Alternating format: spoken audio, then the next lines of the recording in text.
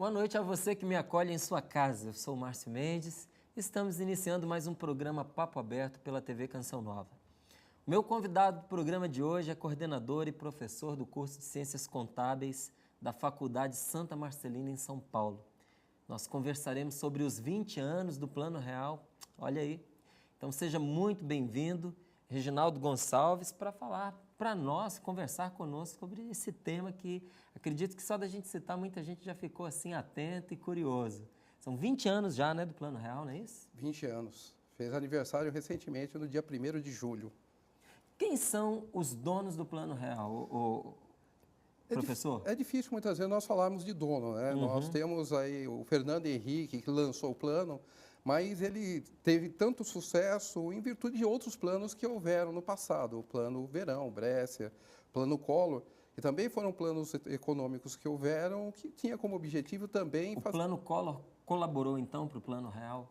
Todos os planos econômicos, de certa forma, serviram como uma experiência e serviram também como aprendizado para quê? Para que evitassem prováveis erros no futuro. Então, esse aprendizado foi importante, mas a forma com que esses planos foram colocados para a população, eles ficaram de forma muito negativa. Bloqueio de dinheiro, a questão... com relação aí ao problema econômico da própria população, a pressão por causa dos problemas de desemprego na época, fizeram com que isso acabasse dentro de um período sendo anulado os seus efeitos, né? Como, por exemplo, aí o próprio Plano Collor, né? Ou o Plano Verão, o Plano Brescia, ou qualquer outro plano econômico cujo objetivo era o quê? Estancar o problema da hiperinflação. E era realmente necessário tomadas como essa, por exemplo, que foi do Plano Collor, que eu acredito que foi a mais agressiva, né, ou pelo menos a mais sentida pela população brasileira? Ela foi mais sentida em virtude dos bloqueios com relação ao dinheiro da população. Então, isso você não pegou só as pessoas que tinham uma classe mais alta, mas você pegou também pessoas que eram das classes B, C e D, que eventualmente tinham suas economias e acabaram sendo obrigados a aguardar um próximo momento para eventualmente você poder fazer os seus saques.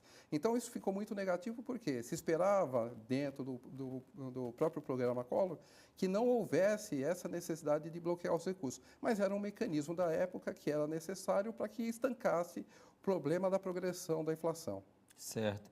E qual a sua avaliação dos 20 anos aí do Plano Real? Foi ótimo com relação à qualidade de vida, principalmente das pessoas mais humildes. As pessoas tiveram condições de aumentar a sua capacidade com relação à renda, passaram a consumir produtos que não consumiam, porque o dinheiro começou a ter valor. Então, dentro desse histórico de 20 anos, isso teve um efeito muito vantajoso para toda a cadeia produtiva. Mas as pessoas mais humildes passaram a se sentir mais importantes participando do processo como um todo. O Plano Real, ele acabou mesmo com a hiperinflação? Acabou. Ele liquidou com a hiperinflação. Nós não podíamos mais sustentar 80% a 85% de inflação dentro de um mês, quando na realidade hoje nós estamos brigando para ficar no patamar entre 4,5% e 6%. Nós hoje estamos aí com uma situação onde nós estamos trabalhando até 6,5% de uma inflação anual. 80% de desvalorização do dinheiro significava que todo dia tinha remarcação de preço. Eu lembro dessa época. A gente ia na padaria, já levava uns trocados a mais, porque você poderia chegar lá e o pão não está pelo preço que estava, né? O leite já não estava aquele mesmo preço, então você nunca sabia quanto que você ia pagar no produto. Eu vivi bem essa época e foi bem interessante aquelas remarcações de preço, né? Então chegava a rasgar o próprio lacre do produto de tanta remarcação que tinha. Às vezes as remarcações ocorriam 2 vezes ao dia, na parte da manhã e na parte da tarde. Quando não você estava com o produto, o remarcador estava atrás de você para remarcar o preço do produto. Então é uma situação bastante difícil. Porque hoje eu vivo a situação deste tipo de mercado, dos supermercados, e eu vejo que hoje a situação é bem mais cômoda para fins administrativos. Certo. Na época a situação era muito complexa. O que fez o Plano Real dar certo em relação aos planos anteriores? O Plano Real ele veio não como se fosse uma imposição, mas ele permitiu que você, primeiro, não tivesse bloqueio de recursos, que isso não mexesse com a economia popular, E a própria população já estava sentindo que era a hora de haver alguma mudança significativa, porque estava se tornando insuportável você receber o salário e você não conseguir comprar, fazer as suas compras do mês. E isso não só se vertia para o lado com relação às pessoas, né, mais humildes, mas às próprias empresas. Ficava muito difícil administrar uma empresa que estava altamente endividada e que, a cada dia que passava, a dívida se tornava muito alta e eventualmente não teria condições de manter os seus negócios. É lógico que com a implantação do Plano Real, muitas empresas sofreram com isso, porque estava acostumado com a escalada inflacionária. Então, aumentavam-se os preços, mas não era sentido pelo empresariado que aquela situação dele de aumento de preço nunca haveria reposição dos seus valores. E na hora que foi implantado o Plano Real, aí sim, as empresas que estavam melhor administradas souberam passar muito bem por esse momento, mas as empresas que estavam altamente endividadas, muitas delas perderam competitividade e acabaram fechando na época. Nesses 20 anos do Plano Real, qual foi o momento mais difícil para a economia do país? Foi aquela crise de 2008? Eu acredito que nós passamos até muito bem pela crise de 2008. Os outros países, na realidade, passaram por situações muito piores. Nós vemos aí o mercado europeu, a própria Grécia passando aí por situações difíceis, Portugal, a própria Itália, que eram países que tinham uma economia mais equilibrada, mas que passaram a ter problemas. Tivemos problemas? Tivemos. Tivemos que fazer adequações? Tivemos. Mas esse foi o momento que nós provamos que o plano realmente que foi implantado foi um plano que valeu a pena e que surtiu efeito e que não gerou maiores consequências para a população. Certo. A gente fez menção aqui ao Plano Collor, né, porque a população sentiu nas suas várias camadas, né? Tem gente que traz amargas lembranças até hoje. Você fala, a pessoa tem um calafrio, né? Mas com a entrada do Plano Real, você se lembra como foi que o povo brasileiro reagiu nos primeiros anos do Plano Real? Foi bom? Na realidade, nós analisamos o primeiro ano, porque havia, por parte da população, uma preocupação muito grande, medo, porque quando se fala em troca de governo, normalmente se fala em mudança de plano, e todo plano vem sempre com uma história por trás, né? Sempre vem com aqueles históricos negativos. E nesse caso, não houve, de certa forma, uma pressão dessa forma. E a própria população, no primeiro ano, já sentiu os seus efeitos, e os efeitos de forma positiva. E a própria população passou a colaborar com relação a isso. Então, esse sentimento da população foi muito significativo até para dar suporte à própria continuidade do plano. Esse plano deixa um legado para o Brasil, né? Qual é o legado do Plano Real para o Brasil? O legado que hoje ele deixa é da melhoria da condição de vida de toda a população brasileira. Nós precisamos melhorar o plano, precisamos fazer novas adequações, precisamos. Hoje o governo ele está mais preocupado com indicadores do que mesmo com a continuidade do plano. Nós precisamos fazer com que a inflação seja baixa para que o plano continue sendo da forma como ele está sendo, ou seja, um plano que visa a melhoria da qualidade de vida da população e a melhoria da situação das empresas. Então, hoje nós temos um problema inflacionário, a inflação está começando a perder as rédeas, o governo está tentando algumas alternativas, mas essas alternativas domésticas que estão sendo tentadas não estão levando a um sucesso. Nós percebemos que a inflação deve extrapolar os 6,5% ainda dentro desse ano. Nós estamos num momento político bastante delicado. E o que o governo tem que fazer é procurar minimizar de tal forma que não prejudique a classe trabalhadora com desemprego. Porque recessão segura a inflação, mas aí você prejudica a população. Ok. Em que altura a gente conseguiu perceber que o Plano Real ele tinha sido um sucesso? Porque no primeiro ano a gente já teve uma avaliação bem positiva. O senhor acabou de nos dizer isso aqui. Mas chega uma altura em que o plano ele se consolida e já se pode olhar para trás e dizer: a gente já pode contemplar aqui um sucesso, que continue sendo daqui para frente. Mas até aqui o que a gente conseguiu realmente foi muito bem sucedido. Acredito dentro dos 5 anos da aplicação do plano, porque um plano econômico você nunca olha só o primeiro ano de vida, né?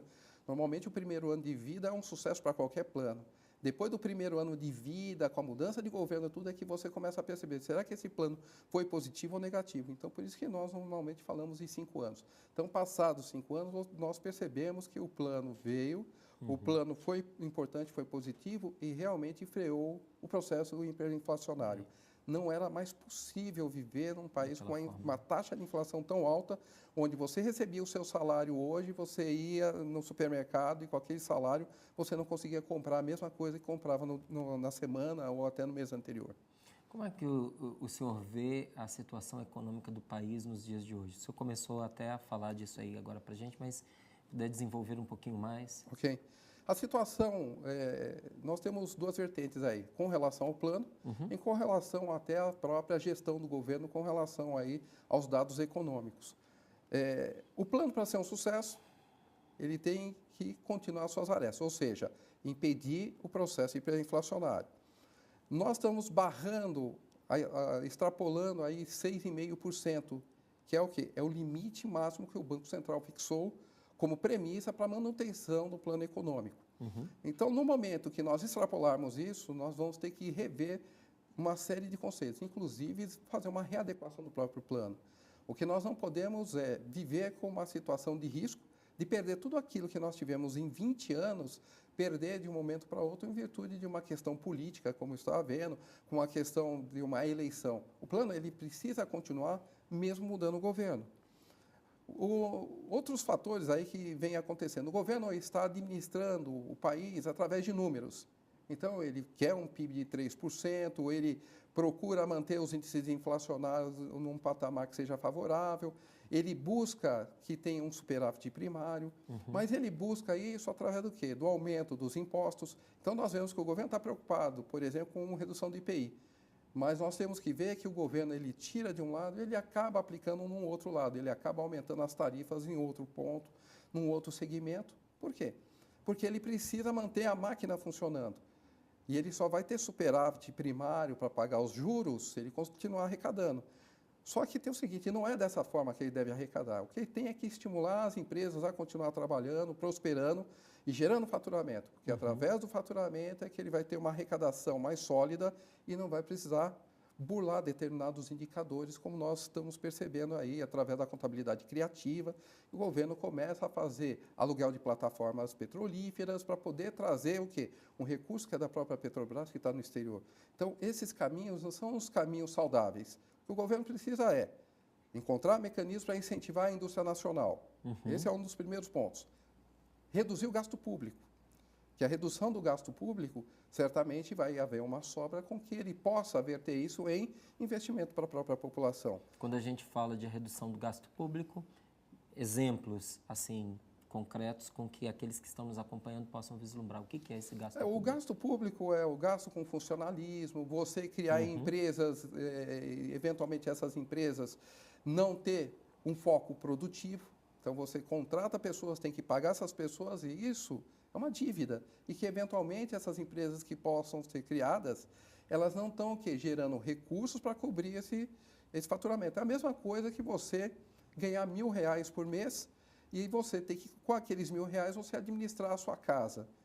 E, eventualmente, você pega e não se preocupa com a sua parte de saúde. E, eventualmente, você tem um ente seu que fica doente, mas não está dentro do seu orçamento. E aí, no momento que você precisa gastar com saúde, você vai precisar flexibilizar, diminuir seus gastos em outras áreas para poder manter o quê? O seu padrão. Ou, se não, se endividando. Então, o que o governo acaba fazendo?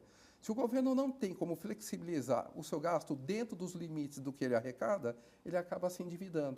E esse endividamento acaba criando problema ou impactando nos indicadores econômicos, criando problema para o PIB, criando problema com relação aí à taxa Selic e até para o próprio programa que nós temos aí do Plano Real. Certo. O Plano Real ele trouxe ao brasileiro a possibilidade de poder se planejar, coisa que o senhor já tinha citado. Nós podemos dizer que ele também estabilizou os preços, não é, de certa forma? Correto. Não é? O brasileiro ele sabe se planejar, ele sabe poupar, ele tem feito um bom uso deste plano para si, pessoalmente, particularmente? O que se percebe dentro desses 20 anos é que muitas pessoas ainda não aprenderam a fazer planejamento. Muitas pessoas ainda vivem o espelho do que existia da inflação. Nós percebemos até pelo próprio gasto do cartão de crédito. As pessoas continuam querendo manter determinados padrões que elas não têm condições no momento, mas o que elas fazem uso para manter um determinado padrão ou para ter algum benefício ou ter algum consumo que ela possa eventualmente ter que ela não tem condições? Ela vai no cartão de crédito. Então, o que nós estamos percebendo que não é no cartão de crédito que ela vai administrar a sua economia. Não é através do cartão de crédito que ela vai fazer o seu planejamento. O que ela precisa é ter consciência que ela tem o recurso de R$1.000 e que ela só pode gastar R$1.000. Ela não pode gastar mais que isso. E com detalhe, ela tem que planejar para ver uma sobra, porque existem os riscos do desemprego, existem os riscos de doença, uma série de coisas que podem fazer com que a família tenha necessidade de gastos. O brasileiro precisa ter sonhos. Mas esses sonhos precisam ser bem administrados, porque se não for bem administrado, ele não vai ter sonho, ele vai ter pesadelo. De uma forma geral, o senhor considera assim o cartão de crédito, dentro da realidade brasileira, um bem ou um mal? Se o cartão de crédito for utilizado de forma administrada, ou seja, você fazer a compra, mas saber que você dentro de 30 dias vai ter que pagar aquele cartão de crédito e você reservar recursos para pagar, não há problema nenhum. O grande problema é o refinanciamento do cartão de crédito. É o momento que você paga. Não, você não precisa pagar tudo. Você pode pagar uma parcela mínima. No momento que você começar a pagar a parcela mínima... Você não vai terminar de pagar nunca mais sai do cartão. Esse é o objetivo do banco, né? Que cada um tenha um cartão, que faça uso, porque através do cartão você pode cobrar juros que fogem aí às regras da economia. Você nunca vai ter um cartão que você cobre juros de 6,5% ao ano. Você vai ter de 7, 8, 9, 10, 12, 14, 17, 18% ao mês. Então, você imagina o que isso causa de impacto na economia familiar. É verdade. O real está em qual posição das moedas mais negociadas na América, professor? Olha, infelizmente, se nós formos falar do real, o real não é uma moeda de troca. Então, nós temos conhecimento que o único país que gosta do real, na realidade, é o Paraguai. Porque o próprio Guarani, para eles, não é moeda. Eles preferem ter o real na mão do que o próprio Guarani. Mas em outros países, a relação, infelizmente, ainda continuam sendo as moedas de troca. O euro, a libra esterlina, o dólar, o próprio iene japonês. Então, essas são as moedas de troca que, inclusive, são usadas para o comércio internacional, né, na exportação e importação. Nós falamos aí um bocado sobre a questão da inflação e da gente já estar cruzando esse limite aí dos 6,5% estabelecido pelo Banco do Brasil. Banco Central. Do Banco Central. As suas expectativas em relação a isso, a sua perspectiva é otimista em relação a essa questão da inflação? Ou o senhor acha que isso já se complicou e que a gente tende a enfrentar consequências sérias aí pela frente? É lógico que nós temos que pensar de forma otimista. Infelizmente, nós estamos com uma eleição aí que vai ocorrer nos próximos meses e nós não sabemos quem é que vai assumir, na realidade, a presidência. Fica muito difícil hoje falar qual é a pessoa que é o melhor e quem é que vai assumir a presidência. Lógico que nós, em sã consciência, pensamos ou torcemos para alguma das partes, né? Mas, infelizmente, se nós formos notar, se não houver o desmembramento da parte política, da parte econômica, nós vamos ter muitos problemas. Primeiro, porque o governo está usando a máquina. Segundo, porque os preços administrados pelo governo, como, por exemplo, o transporte, energia elétrica e petróleo, o governo está segurando as rédeas para que não haja um aumento, e esse aumento ele é necessário para equilibrar as finanças das próprias empresas, né? A Petrobras, a Eletrobras e assim por diante. Até as empresas de transporte coletivo estão sofrendo com isso. Então, se não houver um desmembramento, nós vamos ter problemas, nós vamos ter consequência. E, infelizmente, essa consequência é bastante negativa. A nossa sorte é que a eleição vai ocorrer em outubro. Então, ela está já beirando, já estamos bem próximos a essa tomada de decisão e a uma nova condução de qualquer programa econômico. E acredito que o plano real não vai acabar por aqui. Ele vai ter continuidade. Mas a população ela tem que estar bem consciente que ela precisa pensar, analisar, se estruturar e fazer uma boa gestão do dinheiro, inclusive economizando o máximo possível para evitar determinados compromissos que possam eventualmente prejudicá-las no futuro. Tá certo, professor. Eu quero agradecer aqui a sua participação, esclarecimento assim objetivo, como o senhor trouxe para nós. Muito obrigado e esteja à vontade para voltar e colaborar conosco aqui nessa mesa também. Agradeço muito a participação. Muito obrigado pelo convite. Por nada. Estamos terminando esse primeiro bate-papo de hoje, mas nós voltamos já já. Você, por favor, continue ligado na TV Canção Nova. Enquanto isso, entre na nossa página no Facebook e deixe seu comentário sobre o que você está achando do nosso programa de hoje. Coloque ali a sua impressão, ok? Até daqui a pouquinho e nós voltamos com você.